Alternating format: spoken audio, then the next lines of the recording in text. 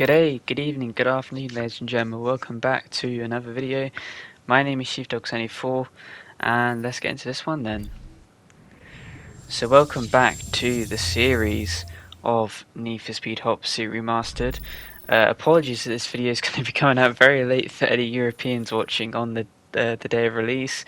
If you're from North America, then this is probably more of a better release window for you. But yeah, I've just been having plenty of uni work to do, so yeah, that's unfortunate, but got it done for today, so decided to edit and get this video uploaded on the same day, pretty late on in the same day, but there you go. And here we go then. So today's episode is actually the first episode that we're going to be doing 3 racing events and only 1 cop event. I said last episode that this was going to be the last one. We did 2 and 2 like I usually do, but I miscalculated it. Anyway though, we are going to be doing the twin turbo duel event for the first event. We get to choose between a Bentley and a McLaren. I wonder which one I'm going to choose. Anyway, I chose the McLaren, and the conditions are sunny at 7 PM, and of course it's a duel, so we're just trying to get gold in this 10.8 mile track at 7 PM. So here we go then, into this event once it loads, or just showing the scenery, showing some of the routes we're going through, parts of the desert, parts of the beach, so good variety. But here we go then, into the event. Got this ugly Bentley that we need to beat, show who's the real better British machinery, and away we go. So flying through the start of the desert section, then going for a cheeky move down the inside of the Bentley. Do get it done, but then he gets the switch back because I went in way too hot on that corner. And we are just going to continue to go around this corner now. He's gone for a wide line, almost hits the traffic car there, but is able to make it through just fine and diverts off to the left to take the shortcut. I think that this route is still completely fine to go through, so we are going to stick to the road pretty much and just bide our time, wait as we go around this long corner. He is going to appear out in front there, a bit further ahead, but as we come down into this corner we've got a lot more speed on him, and we hit our top speed of about 212 miles per hour, go down the inside and get the job done on him. So yeah, and then we pretty much just stay ahead for the entire event. I'm sorry to spoil it, but it's what it is. That is pretty much what we did this entire event, as we now head into the highway section, kind of. I guess we're next to the highway, not really on it, but we're on like a main road-ish thing. Anyway, yeah, we pretty much just stay ahead for the rest of this event. But let's see. So obviously I've had plenty of uni work to do, and I'm glad that I've got that done-ish now, for today anyway. So yeah, I do apologise for these videos coming out later than obviously what I used to, which is at 6, but kinda is what it is, I'm afraid, when you're a uni student. Plenty of work to do, and only limited amounts of time to actually make videos and stuff like that. So hopefully you still do enjoy this series. We know we've come to the end of it, but hopefully you do still enjoy it. But another thing as well, for maybe not this next series, I mean it could come in time for the next series, I'm not sure, but I'm thinking of doing a series after we finish this one, where we either play Mud Runner or Snow Runner, because I'm thinking of getting those games. I've got Mud Runner, but then I kind of lost access to it. And I was thinking, well, which one do I get? Because people say, as we're going to speed things along here, people say, you know, Mud Runner is really good for the physics. It's like really realistic physics, whereas Snow Runner is more like arcadey, but still quite realistic-ish. But Snow Runner has, you know, more content, bigger maps, better visuals, stuff like that. So it's going to be up to you guys, hopefully, if someone comments, on which one you think I should get. I'm probably also going to get Expeditions as well, but I probably won't ever do a series on that. Maybe in a couple of years, but I don't really think it's series worthy as we get across the line and get the gold 3 minutes 30. But yeah, if you're seeing this video before, like, let's say mid-December, then let me know which one's the better one and which one you think I should get. Anyway, back to this series that we're currently on. We have leveled up in the racing events. We're up to wanted level 12, so that is still Outlaw 2 though, and like I said, 12 in total levels. And we also get a new car as well, that being the Dodge Viper SRT10 ACR for the Exotic series. Of course, we got this car ages ago on the police side of things, but good to have it on the racers side. And now we're going to be doing the 1 of 5 Gauntlet event then. Again, like I said, having to do 3 racing events and only 1 police event. Otherwise, I wouldn't have enough police events by the end of this this series. So, kind of have to spread it out a little bit more. But we're going to be choosing between either of the Pagani Zondas that we have available.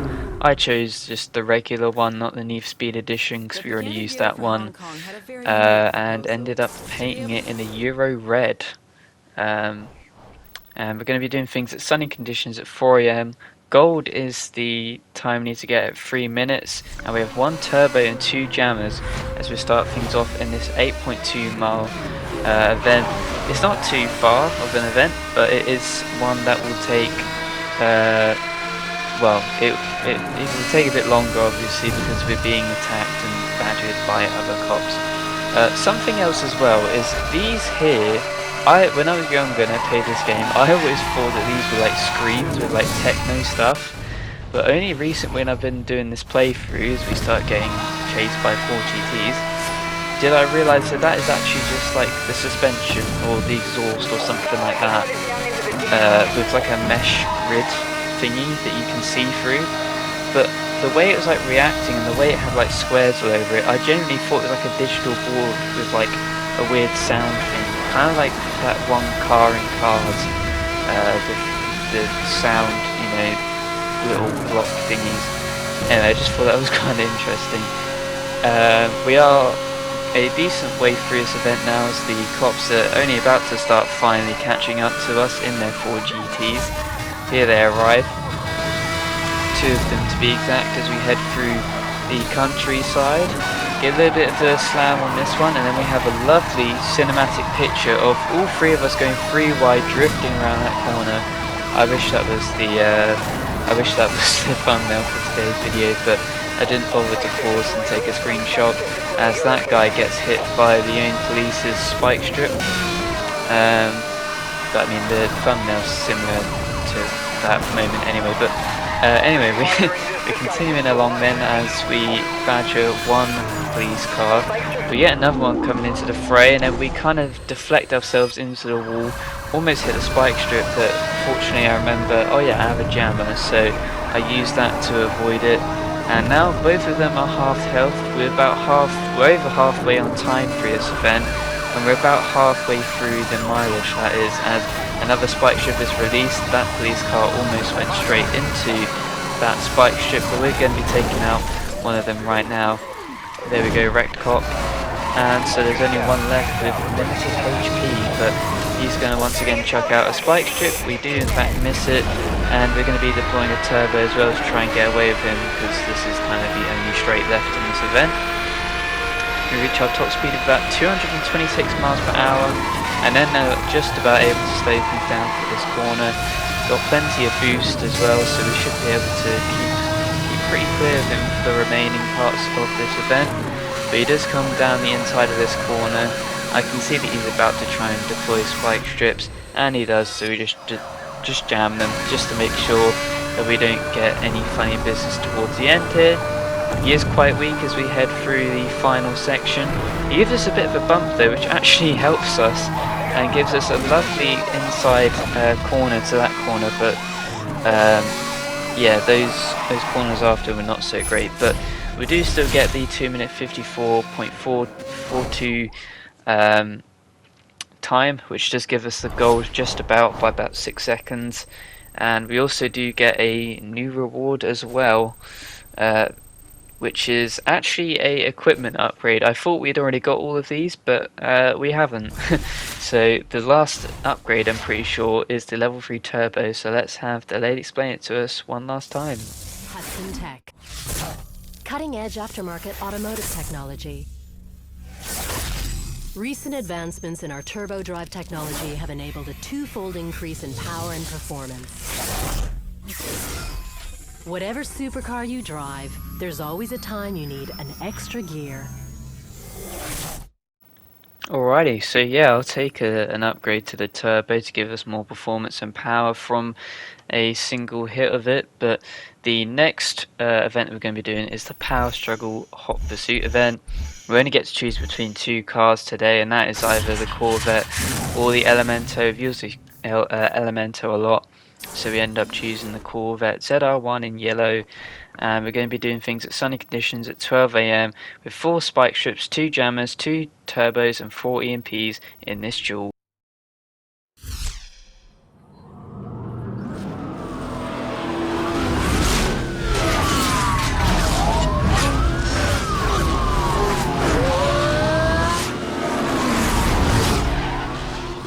Alright, so away we go then, in second place to start off with.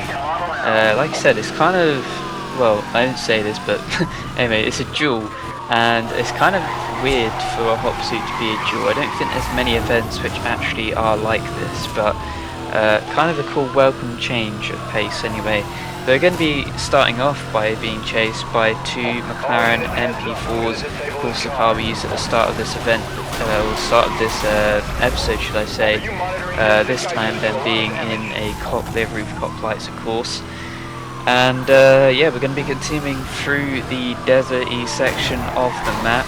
Get a little bit of a tag behind from the police car, and then another tag, which has not exactly helped our health, but what's not going to help that cop car's health is us chucking behind a spike strip. And so we continue round, and as we go around here you can see that there's not 1 but 2 more McLarens that are following us now, so we're up to 4 police cars, which I think is some of the most we've had at one time, especially in a while, so pretty good that they're ramping up the competition towards the end of this series. But we're going to be continuing through here, and this time I did see the cave here, and I decided I haven't really been through here. What's in here? Oh wait, it's a dead end, so now I'm very much so behind, and as we speed things along here, I've activated turbo to try and help me get back towards the front of the field again where everyone else is, and we also take out a cop which is just stranded there as well, which is helpful, and finally we are back with them and able to continue this event closely with the others. But yeah, lesson learned, don't bother going through that tunnel because it does absolutely nothing for you. We do get another destroy on the one of the other McLarens there, so back down to 2 McLarens as we head through here. Lovely close shave both left and right through that corner, and yeah, overall looking flashy as we finally pick up some pace after the dead end cave. But we're going to speed things along a little bit here because it took a while for the police to finally catch up to me through this tunnel. And once they did catch up to me, I had a little surprise, a little snipe of the spike strip, and we do in fact get that cop hit with it. We also get the achievement for 50 spike strips, or the milestone should I say. There's another one, that's 51 for you as we get the wreck on the cop. But yeah, 50 spike strips, pretty solid. Don't actually give us an upgrade for it, but pretty solid that we got that milestone, as we're going to use the final turbo since this is the final place that I feel like is quite long and straight. We will have to drift around the corner while turbo though, which is one of the first things that I've ever done in this game, but we're going to be chased by Bentleys again towards the latter stages of this hot pursuit. Only about 3 miles left to go. Also that audio glitch was because of the turbo, that was something on my end, but yeah, we do avoid the roadblock, which is good. as we continue round and towards the tunnel. And I heard them say that they're proving EMPs now, so as soon as they try and chuck one out, I'm just gonna obviously deploy jammer. I don't really know what they expected there, but good for us, I guess. As we continue through this event here, try and EMP this dude, but he chucks out the spike ships. We have to go in between them, do just about get through as we get the EMP hit as well. The helicopter overhead, hopefully going to cause some havoc for his case, but more havoc is caused for me because I've been chucked into this little construction piece. I don't really know what to call it. We have to avoid more spike ships as both of the police cars have followed us on the outside while our opponent has gone on the inside, which could cause some damage to us. Fortunately, he hits a traffic car because he's an idiot AI, and we're able to get back into first, heading through the shortcut and around this final corner. Here we go. The smoke is seen, the finish line is shown, and we deploy a jammer just for, I don't know, the sake of it, as we get 4 minutes 52 second run on the power struggle event, but more importantly we get first, so good job all round. We have 2 new rewards as well in the form of 2 new cars, which is kind of unique, but once you see which cars they are you'll understand it's not so unique, as the first car that's going to be given to us is the Pagani Zonda Roadster Need for Speed Edition. All the changes with the Roadster is that it's a pretty much convertible. That's it. That's the only change pretty much. Well, I guess it's not a convertible, it's an open top, but the other car we got is the Pagani Zonda Roadster, just a normal one, which allows you to change the colour of it, and it has the black with the red stripe down the middle. But anyway, the last event that we're going to be doing today is the Hard to Handle Interceptor event. Finally, the last event is a police event, and looking through the car selection, we still only have 3, so we have to choose the Koenigsegger gear, I think, to finish off today's episode. And so that is exactly what we'll do, as we're going to be doing this at night with thundery conditions at 10 PM, 4 minutes for distinction, 2 helicopters, 4 roadblocks, and 1 EMP. Central, we're tracking a Bugatti Veyron in excess of 200 miles per hour on Mission Beach. Requesting pursuit assistance. Confirm patrol.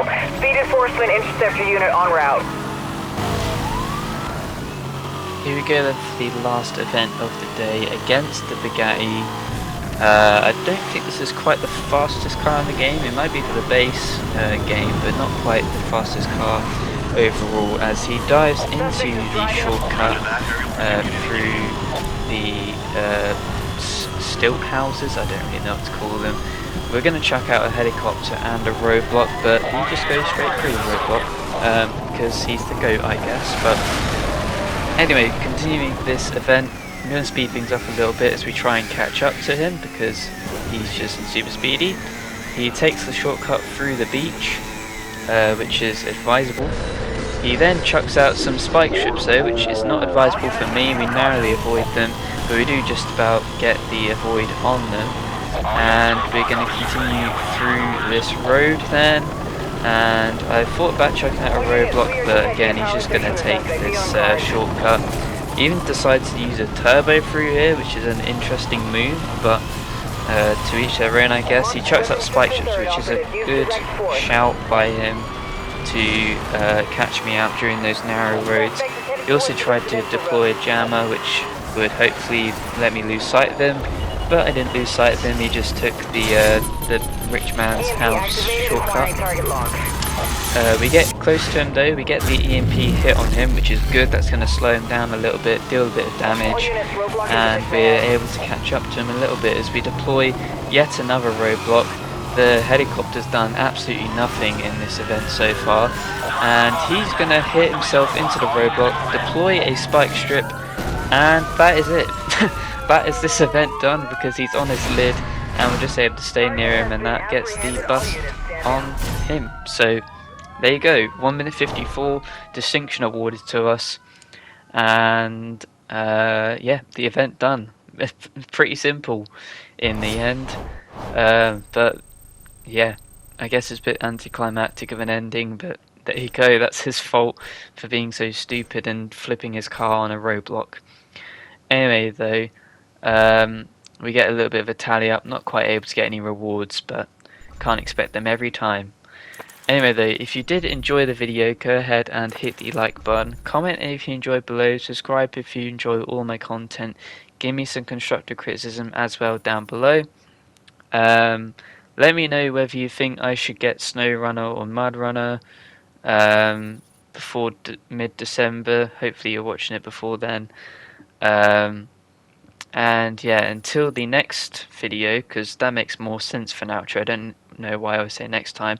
Anyway, until next video, this has been Chief Dog 74, and I'll see you guys next time.